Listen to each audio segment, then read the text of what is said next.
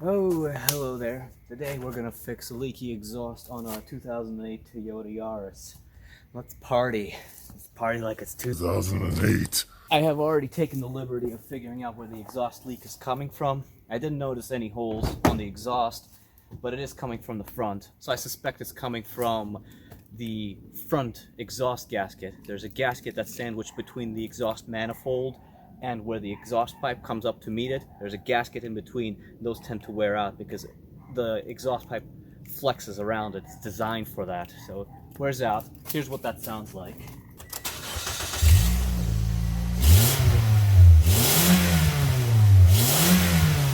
And the hotter the car gets, the louder it gets. We're gonna pop the hood here and spray copious amounts of rust release penetrant spray or PB Blaster or whatever you got, because the problem is that crap gets incredibly rusty, especially in the rust belt. You got heat, salt, water, because in the end, this is all we're replacing.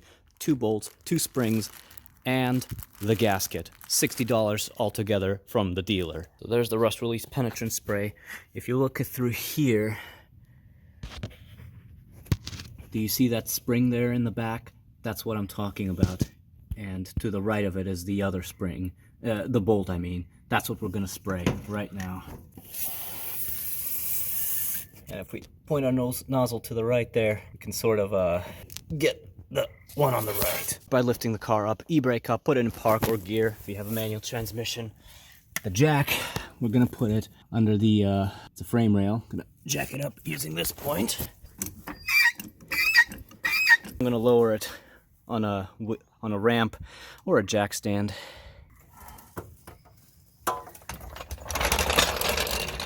Why not just drive it up the ramp, you ask? Because this is the S trim.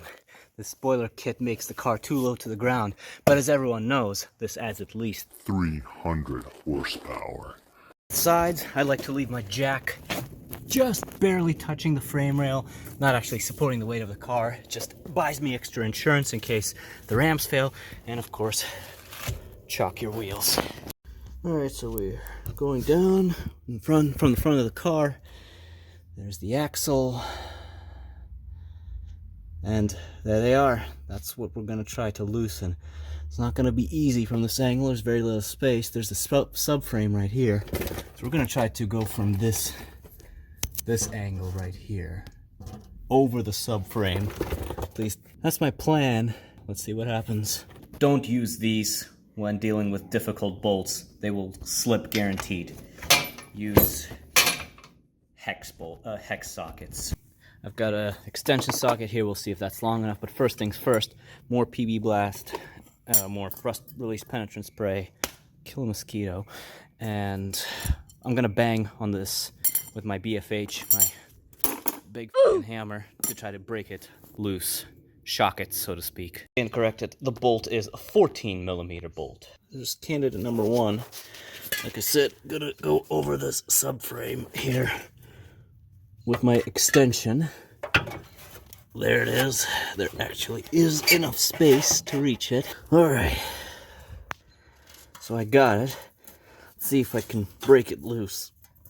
Oh! I think I did. Managed to break the left one loose. The right one's being a dick. Rounded it enough that I was able to fit a 13mm socket on it. Now we're using a bit of heat therapy here. But it's very difficult to try to not catch the car on fire. Keep a fire extinguisher handy if you're going to do this. Because the firewall is right there and it's flammable. I already set it on fire once.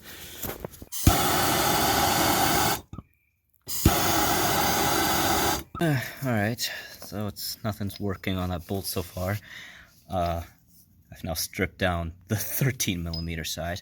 I'm going to attempt these bad Larrys. This bolt extractor set here, what it does is it cuts into the bolt and really grabs onto it, but basically good for one-time use, then the bolt is pretty much useless. Thing of indescribable beauty.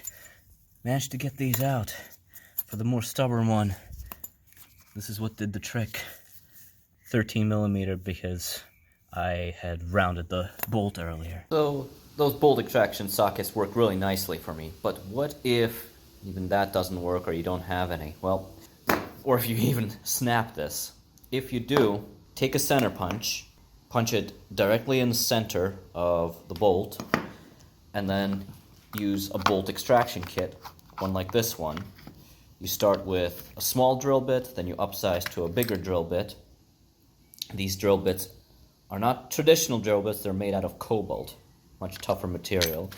And then you take one of these, whichever size fits best, and you hammer it in. You hammer it into the hole you drilled, and then this end here, you attach a wrench to it and you twist it out. So it's kind of considered a consumable item. I don't think you'll be getting this thing out once you use it up. With that, the flanges are now apart, manifold apart from the exhaust. It should give us just enough flex to get at that ancient gasket there. Let's see if we can get it out. Might need a chisel or something similar to break it out. I got it out. I don't think there's any more of it.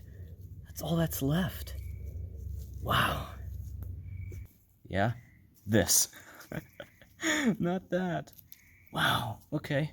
I think I was right in my diagnosis. So, the orientation of this. You see how it tapers down? The flat part goes on the exhaust manifold. So, if you look at it like this, we're going to slip it on there like this. The tapered end goes towards the exhaust, and you can see how there's a bit of space for it to occupy, and the flat end goes towards the front, where the exhaust manifold is coming from the engine. So, flat end towards front of the car. Alright, you can sort of make sure the pipe isn't hot, obviously, so I got it slipped on there. Nice. Now it's time for the bolts, I think. Hand tighten those. Now to tighten them all the way. Alright, I tightened them all the way. I don't honestly know if there's supposed to be that big of a gap. I guess I'll find out when I start the car.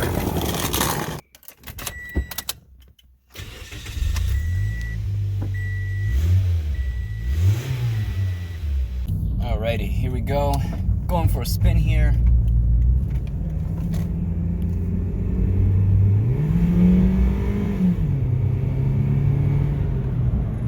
No longer sounds like a tin can. And there you have it. That's how you place the exhaust gasket that's on your Toyota Yaris, perhaps any Toyota that has the 1.5 liter engine. I mean, it sounds simple enough, just 2 measly bolts, but they become so damn crusty that this can easily turn into a nightmare. But it's a worthwhile nightmare to go through, because otherwise your car sounds like a fart can, and you're leaking exhaust into the cabin. That's the worst part, especially when you come to a standstill. That'll leak right into your cabin, and that's monoxide. That'll poison you. So you're gonna have to do it. And that's all I've got for you today. I hope this video has been helpful. Spray some WD-40 on that like button. Smash! Smash! That subscribe button, and I'll see you next time.